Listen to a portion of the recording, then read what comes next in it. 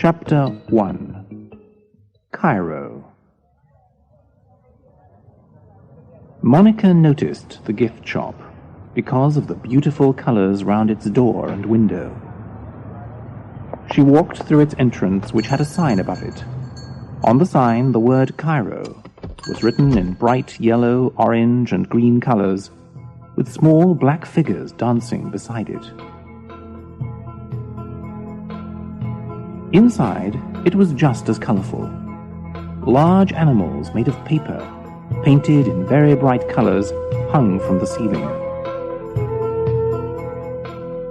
The floor had a yellow-brown sand color to it, and the shelves held vases, plates, boxes, musical instruments, and jewelry Monica had never seen before. No one seemed to be in the shop, not a salesperson or a customer. Light Arab music came from a stereo Monica could not see, but she moved with its sound as she looked at all the wonderful objects in the shop.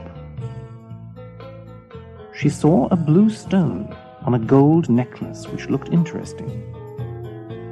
Drawn in the center of the stone, there was something which looked like a large round beetle, with thin legs and thick antennae coming from its head. It's an Egyptian scarab. The woman's voice surprised, then frightened Monica. She almost dropped the necklace. I'm sorry. I didn't know anyone was here. It's okay, my dear. I knew you would be here. Come, come. The woman took Monica's arm and led her behind the sales counter to a small area where there was a round table and 2 chairs. It was dark because cloth the color of sand with dark patterns hung from the walls and ceilings. It was almost closed off from the rest of the shop by a curtain, so most of the light came from a few candles set around the room. It was like a small cave from somewhere far away. Sit. I've made us some tea. Black tea. The tea of judgment. Judgment? Yes. The tea leaves tell us about a person's entire life. Some of us have done things we wish we hadn't. Some of us haven't done things we wish we had. Some of us are messengers. Some of us are waiting for the message. The woman wore a piece of red cloth tied around her head. It hid the color of her hair. Her eyes were large and dark. They became larger when she talked. As Monica sat at the table, she realized she still had the necklace in her hand. This stone is quite beautiful. I've never seen anything like it. It is lapis lazuli, the ancient blue stone used to make statues for the gods. It was found in rock, and the rock had to be burned and broken to get the lapis lazuli out. That shows you how strong it is. Well, I'm sure it's too expensive for me. As Monica was about to put the necklace on the table, the woman closed her hand around Monica's to keep the stone there. Don't let it go, now that you have it. It may help you see things you never thought were possible. But I... The woman put her finger on Monica's lips so that she couldn't talk.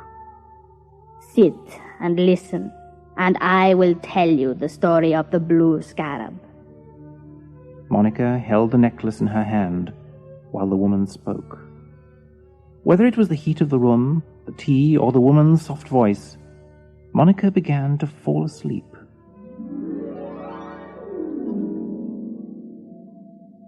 The scarab is the sacred beetle of the sun god. The most important of all the gods, as it makes people see things in a different way. It is given to a different person every 100 years. The person is chosen by the sun god to act as a messenger for the dead. They see and understand things on earth that help the gods decide whether the dead have lived good or bad lives.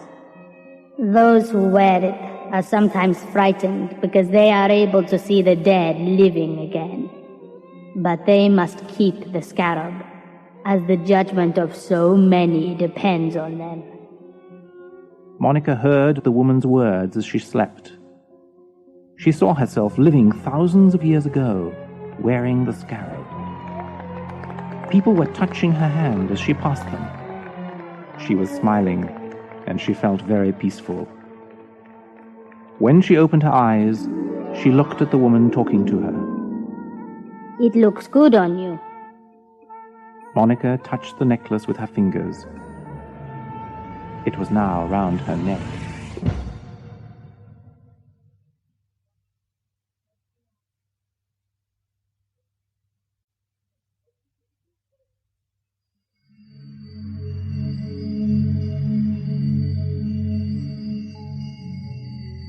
Chapter 2. Herbie.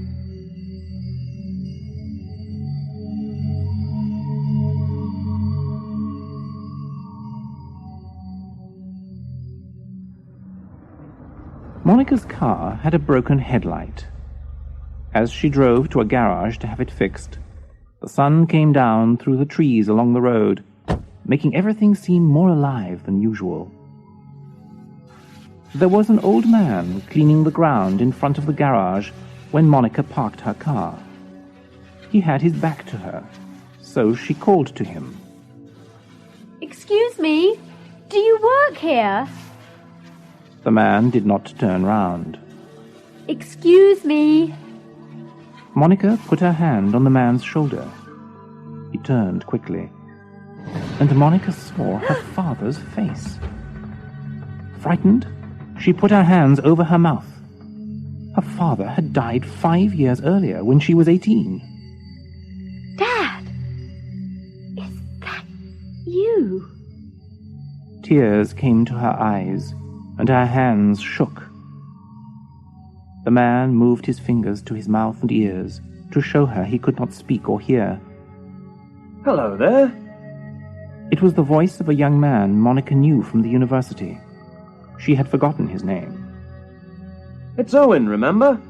We met at a party last winter. Oh, yes. I'm Monica. I suppose you have met Herbie.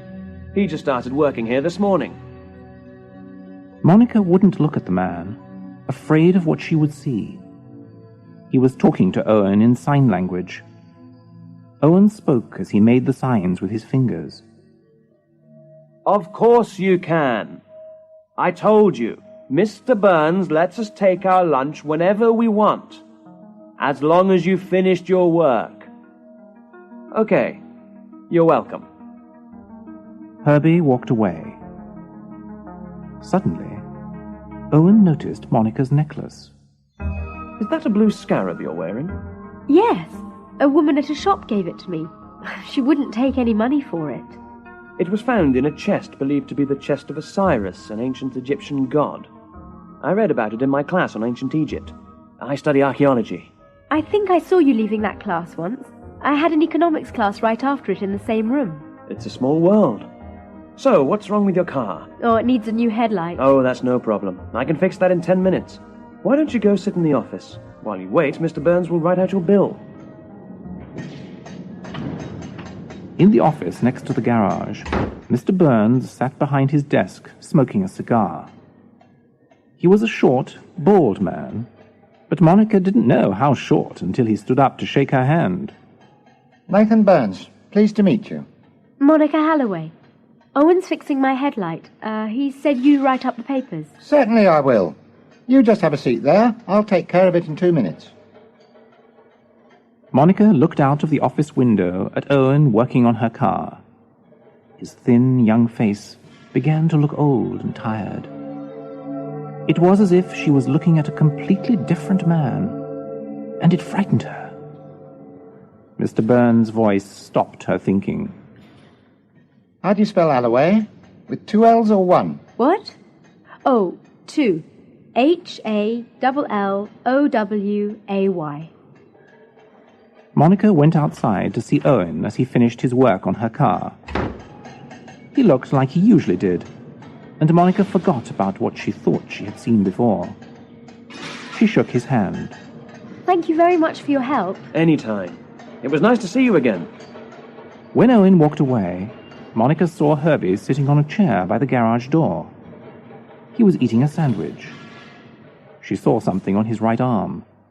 It was a purple birthmark, the same kind her father had. It is you. I knew it. She took a few steps towards Herbie, but she frightened him. He got up and went into the garage. When she followed him inside, she saw that he had gone.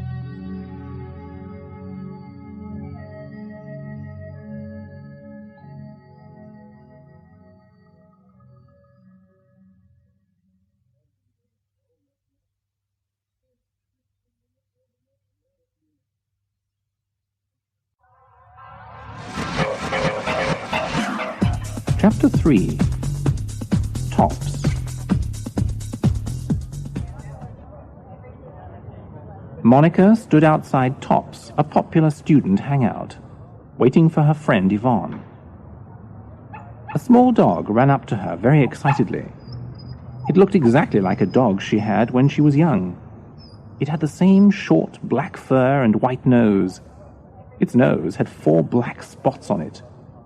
The only thing different was its collar. Oh, Popeye! Is that you? She picked the dog up to let it kiss her face, the way it used to. She was sure it was her dog Popeye, even though he had died when she was 12. The look in his eyes and the sound of his bark was so familiar to her. As she held the dog in her arms, a young boy pulled at her jacket. Excuse me, miss. Can I have my dog back, please? Oh, is this yours? I thought... of course you can. As Monica gave the boy the dog, it began to bark wildly. The boy tried to keep it quiet, but it tried to jump out of his arms. He carried the dog away, but Monica could hear its barking all the way down the street. When Yvonne arrived, Monica was crying. Oh, you'll never believe what's happening to me. Let's go inside. I need to sit down. Monica told Yvonne all about the necklace, about Herbie, about the dog. Monica, you really don't believe all that, do you? It was a mistake. The old man probably just looked like your father. You said yourself he couldn't talk. And the dog, many dogs look the same. But it was so real, Yvonne. Maybe I just wanted to believe it was real. Look, if you don't stop this, you'll get yourself into trouble. It was a mistake.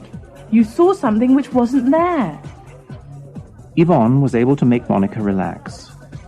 They ordered their pizza and began to talk about other things when Monica saw Owen across the room. Now don't tell me I don't see him. That's the guy who fixed my car. Owen saw them looking over at him, and he waved hello. He walked over and sat with them. I'm glad I found you. Owen, this is Yvonne. Pleased to meet you. Look, I've read more about your blue scarab. Wait a minute. I've just finished telling her that there is no such thing as ghosts or sun gods, or whatever else you want to tell her. Yvonne, let him finish. The ancient Egyptians believed that Osiris, the sun god's helper, used that stone so that people on Earth could help those who had died. They thought dead people had to go through a trial. In that trial, they had to show that the good things they had done on Earth were greater than the bad things. Their actions could help the living improve themselves by teaching them something. If the living learn something valuable from the life of someone else, who is now dead, they can continue living their lives in a better way. This is good for the living, but also for the dead. The gods will see that the dead had lived good lives, since they continue influencing the living in a positive way. Owen, that was thousands of years ago. Wait a minute, Yvonne. Let's just try to understand this. Do you think I could have seen a dead person alive again? I don't know about that, but I know someone who does, and he'd like to meet you. His name is Professor Lloyd. He taught that class on ancient Egypt I told you about. Would you like to talk to him? Why not? This is mad. Monica was silent for a few minutes, because she was thinking of her father. She finally asked Owen about Herbie. What's that old man who's working at the garage? What's his name? Herbie. Yeah, Herbie. Strange, but right after you left, we couldn't find him.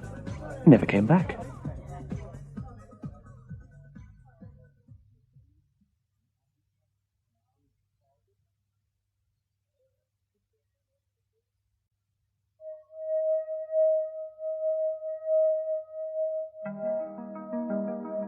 Chapter 4. Professor Lloyd.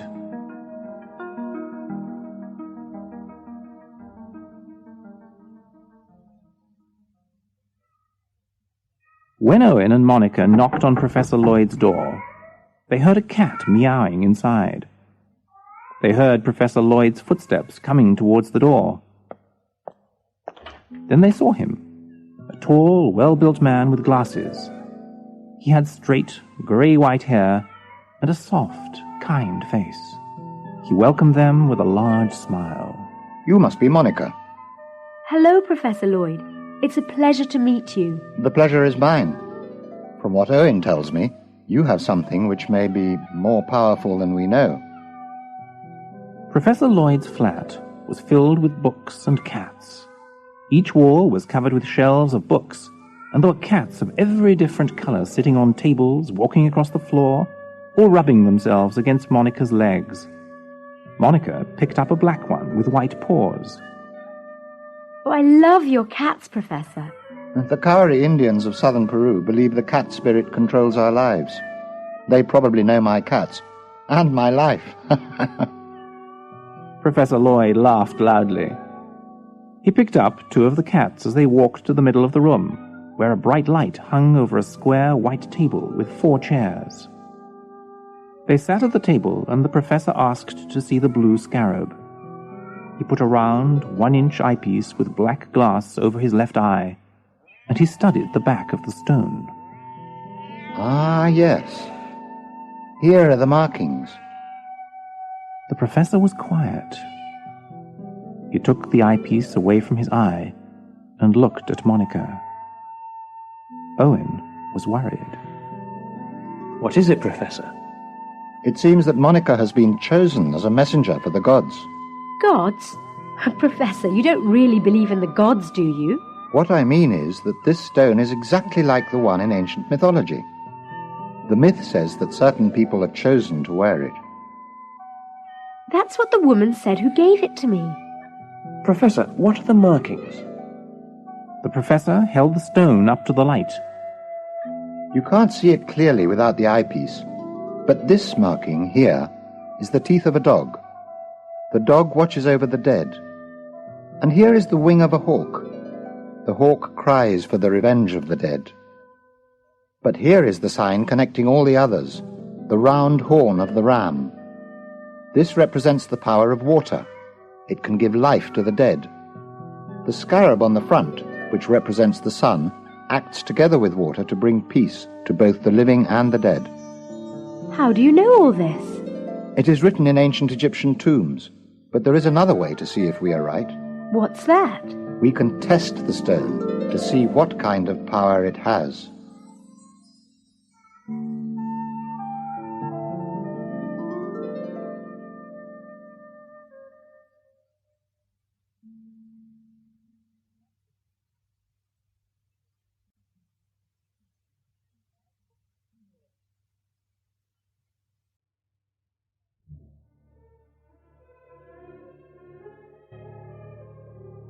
Chapter 5. Professor Lloyd's Back Room.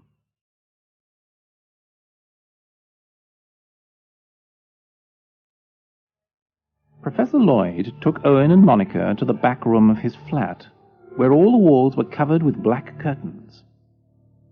In the center of the room, there was a round wooden table with strange black markings on it. In the center, there was a circle with the drawing of an eye in the middle of it. 4 spears like rays of sunlight went from the central circle to the edge of the table, dividing the table into 4 equal parts. There was another thin circle of numbers and letters that went round the edge of the table. Between the central circle and the circle at the edge of the table, there were 4 equal spaces. In each, there was a picture. One of a fish, one of a snake, one of the moon, and one of a lotus flower. Professor Lloyd lit candles in the room as Owen and Monica sat at the table. The professor put on a tall black hat with a flat top and a long black robe. He was the first to speak. We are going to try to call people back from the dead. If the stone has the power the myth says it does, we may hear voices we know. The professor put the scarab over the eye in the center of the table, with the beetle facing up. Now we must all hold hands and close our eyes. Do not break the circle by letting go of the hand of the person who is sitting next to you, or the ceremony will end. Relax, breathe slowly, and do not speak. They were all very quiet. They heard a soft, whistling sound. It became louder, like the sound of the wind. The room became cold, and all the candles were blown out. Then there were voices, wild laughing, screams of pain. Then again the sound of the wind. One voice spoke clearly. Jack, it's giving way. The tunnel is giving way. Uncle Bob, is that you? Do not speak. They cannot hear you. Jack, the tunnel is falling. Jack! The sound of an earthquake was heard. And then, nothing. A new voice spoke. She means all right, but it's her first holiday on her own. Let her enjoy herself. Mother, it's me. I'm here. Don't speak. More wind, then rain and thunder. The boat's going over. I can't hold it. The woman's voice screamed. Then Monica screamed. Mother, no! I'm here! The lights went on, and Monica was standing next to the round table where the professor and Owen were sitting. She ran out of the room. The professor found her in the front room, where she was sitting on the sofa, crying. He sat next to her and put his arm round her, as Owen walked nervously back and forth in front of them. It was my mother and father on the boat trip where they... There. It's over now. What was that part about my uncle calling my father's name? If you recognize a voice that you hear, it means that there is something wrong between you and that person. One thing is certain, the scarab is real.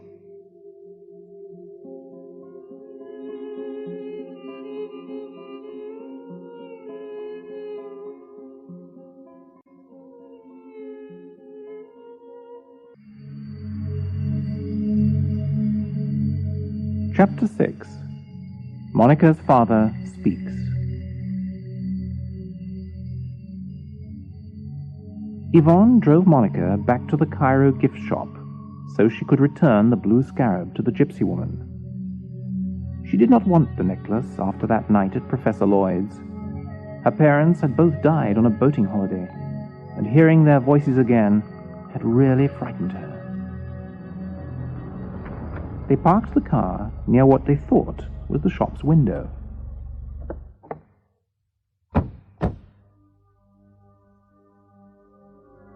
The window was old and dirty.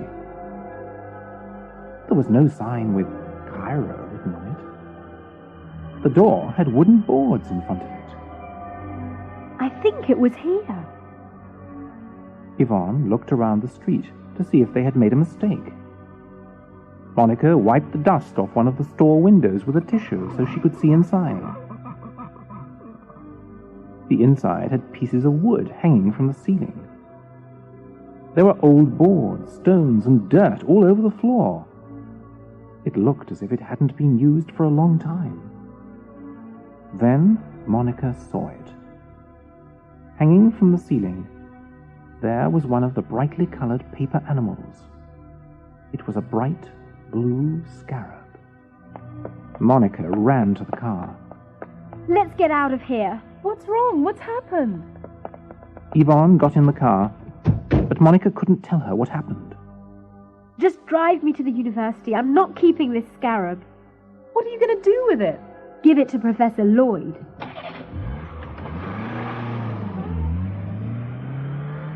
Yvonne left Monica at the university, where Professor Lloyd had an office on the top floor of the library.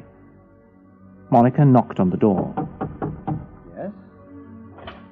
Monica opened the door. Professor Lloyd? Monica, my dear. Come in, come in. Monica remembered the woman in the shop saying something similar. She took the necklace out of her bag and put it on the professor's desk. The sun was shining through the window. It hit the scarab. When Professor Lloyd spoke, he had Monica's father's voice. Monica, don't be afraid. Monica covered her mouth with her hands. It's okay, dear. I need to talk to you. I know I was angry at you for not going with us on that boating trip, but you mustn't feel bad about it. You lived. Now, we need your help. Keep the necklace. Live the best life possible. The professor stopped talking. Then he walked to the window. Monica sat looking at the scarab. She wasn't frightened. In fact, she felt very happy and calm. What does it mean, Professor? He did not turn to look at her. He spoke with his own voice this time. If you live a good life, you forgive others and try to help those you can. This has a great effect, because it shows that you have learnt something from other people's lives. By doing this, you will be able to teach others who will live after you have died. She put the scarab around her neck. The professor continued. The fact that you were chosen to wear the scarab means you can do more than others. You can help many. Really, Professor? But how can this be done? We all have people we have loved and who are now dead. We want their lives to be judged fairly. The professor never turned away from the window. Before Monica left, he said 2 more words to her. Thank you.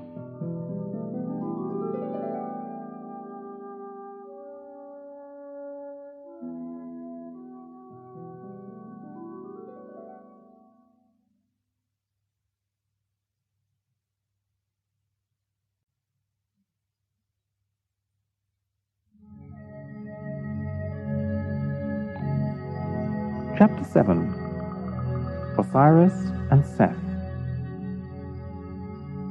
Owen was reading a book about Egyptian gods.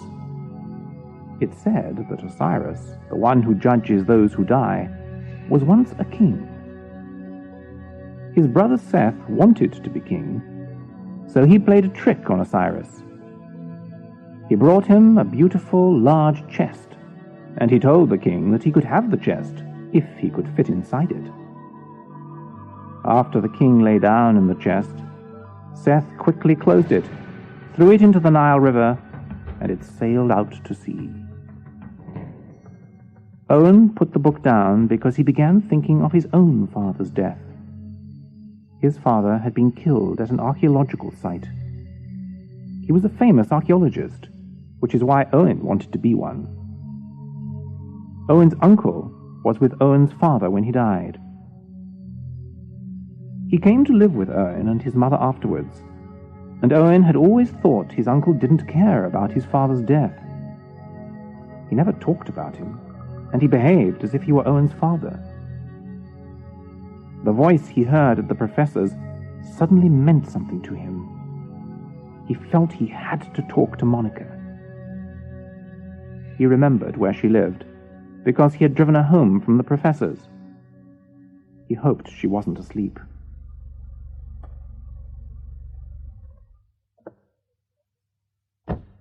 Monica was asleep when she heard the loud knocking at her door. It frightened her. Who is it? It's me, Owen. Could you open the door? I have to talk to you.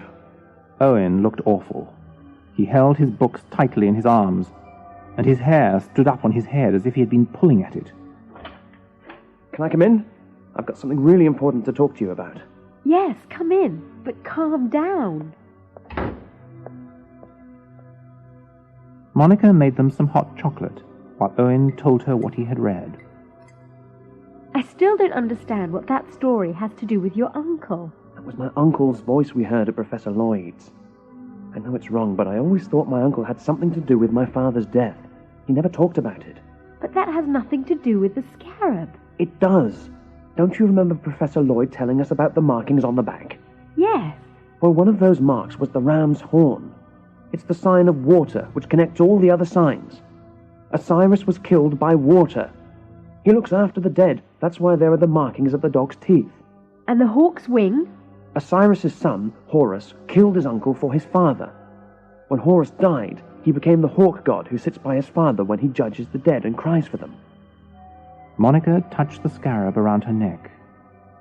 She knew that she and Owen had been brought together for some reason. Maybe she could do something for him. Owen was holding his cup of hot chocolate, thinking very hard. Finally, he spoke. I think I should go and talk to my uncle. He would probably like that. I haven't spoken to him in 5 years. Would you like me to go with you? He looked at Monica. Yes.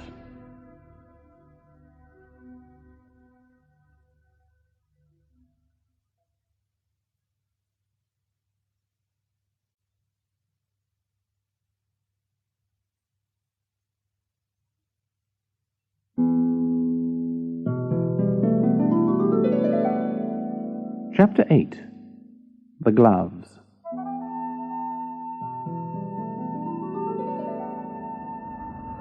Owen's uncle was painting the front of his house when Monica and Owen drove up the dirt road. He pushed back his cap to get a better look, and seemed very surprised when he saw who it was. Owen held out his hand. Hello, Uncle Bob. They shook hands, then hugged. You're the last person in the world I expected to see coming up that road today. Well, I thought it was time I paid a visit to say hello. Uncle Bob's blue eyes were bright with happiness as he looked into his nephew's eyes. He looked over at Monica. I'm sorry. This is my friend Monica. How do you do? Nice to meet you, sir. They all went and sat on the back porch, which looked onto a huge empty field surrounded by trees. Uncle Bob brought them some lemonade.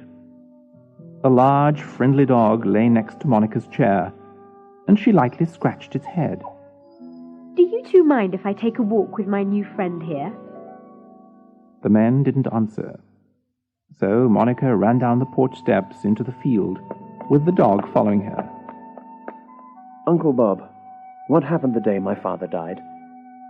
His uncle stopped talking and looked at the long, empty field in front of him.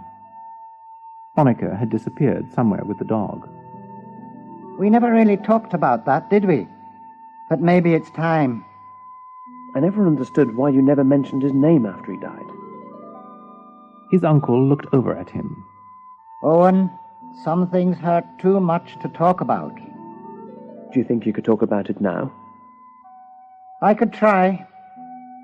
You see, there was this big earthquake 2 days before we went down in the tunnel. I told your father there would be another one, but he... His uncle was having trouble telling this part. But he wouldn't listen. It was our last day, and he wanted to go. When it hit, I was up above, cleaning some of the pieces we'd found. Owen could see it happening. He didn't even notice that his uncle had got up to go inside. He heard the back door open, and then he saw his uncle standing next to him, holding an old pair of gloves. Your father gave these to me the day he died, because I had left mine at home. He wore them every time he went out to dig. I think he'd have wanted you to have them. Owen held the gloves in his hands. He put them on. There were tears in his eyes. His uncle put his arm around him. Soon after Monica returned from her walk, she and Owen got ready to leave. They promised Uncle Bob they would come back again soon.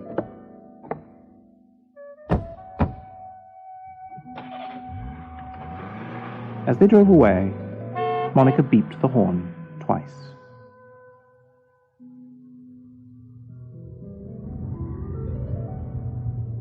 In the car, Owen was quiet. Monica saw the gloves in his hand, but she didn't ask him about them. That was between Owen, his uncle, and his father.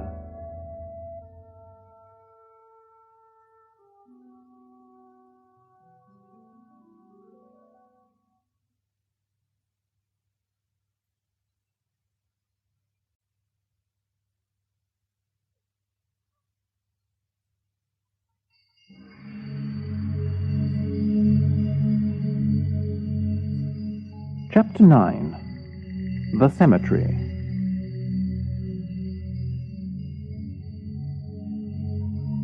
After leaving Owen's uncle, Monica did something Owen didn't expect.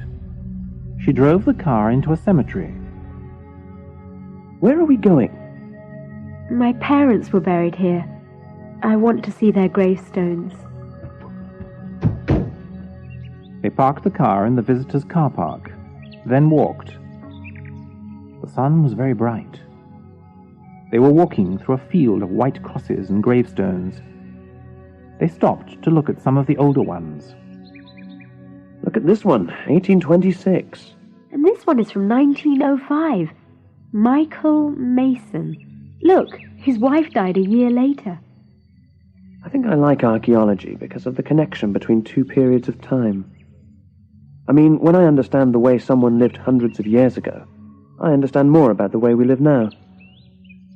Monica took Owen's hand and walked with him to her parents' graves. They were never buried here. We just have the graves to remember them.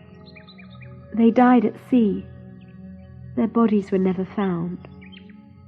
Monica took a jar of water from her coat pocket.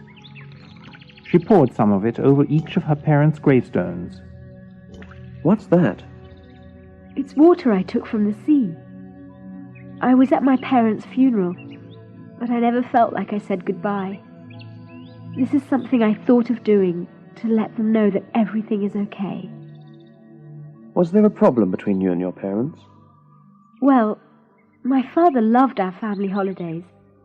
The summer they died was the first time I hadn't gone with them. Some friends of mine had a beach house. I was 18. I wanted to be with my friends. My dad and I had a big fight. We didn't talk to each other before he left on their boat trip. I felt guilty about that. In fact, I never forgave myself until I began to believe in this scarab. She touched the stone on her neck. You think your father will somehow feel that your argument meant nothing compared to how much you loved each other? Something like that. All the things I've seen and heard since I got the scarab have given me hope. I would like to believe that I live a better life now because of the good things done by the people who lived before me. It does justify their life. If what the ancient Egyptians said was true, I mean the fact that people's lives are judged after they die, then I believe it's our duty to show the gods that those who died did help us by their good actions. It's a good reason to do the best you can. As Owen and Monica walked back to the car in the bright golden sunlight, they looked like two dark figures slowly disappearing into the distance.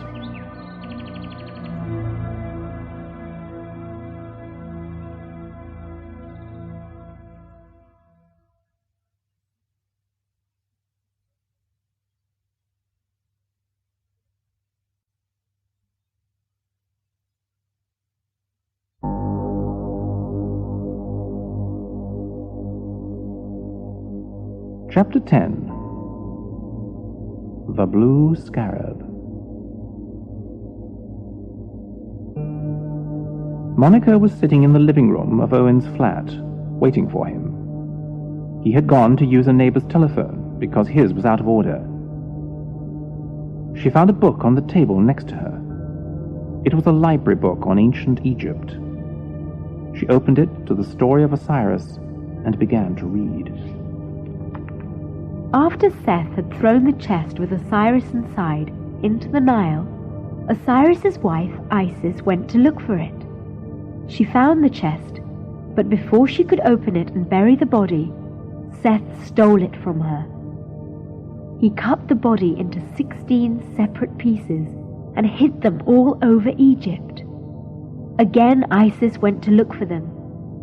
This time, she took her sister Nephthys with her. Together they found each piece. Isis had magical powers. She put the body back together with a special oil. This oil is from the tree of healing. It will keep the body after it is buried. This white cloth that I will put around him will let the gods know that he was a great king. The gods liked what Isis had done, and they rewarded Osiris. Osiris will decide on the life of the dead. If someone is good and just, they will be rewarded. Those who are evil and do not respect others' lives will be punished. So Osiris was made the judge of the dead. When somebody died, their soul, which left their body, was put through 42 tests. After these tests, the soul was brought before Osiris. Osiris sat in front of a pair of scales. He held a feather in his hand. Next to him, there was a man with a dog's head, and a man with the head of a falcon. Osiris held the feather out to the dog's head. Anubis, take this feather and place it on one end of the scale. It is the feather of truth. It will tell us who has lived a just life and who has not. Osiris then spoke to the falcon head. Horus, you are my son. You tried to find revenge for my death by killing your uncle. Take the soul and put it on the opposite end of the scale. There you will cry for its revenge. The falcon head walked to the scale opposite the dog's head. They held each scale until Osiris told them to let them go. This soul has passed through the 42 tests. These tests were given to decide if your good deeds in life are greater than your bad ones. You have not passed these tests alone. People who are living have acted for you. Now it is time to see. Have you lived a good and just life? Let go of the scales. The falcon and dog let go of the scales. The falcon made a loud cry. The scales balanced. Osiris held up the blue scarab. This is what we will use to speak to the living. Through this, the souls of the dead will be judged. We hope that the living will understand what we say. Now I understand. Monica closed the book and put it back on the table. She walked to the window and looked outside. Everything was bathed in the sunlight. She touched the scarab round her neck and closed her eyes. She said to herself softly, Now I understand.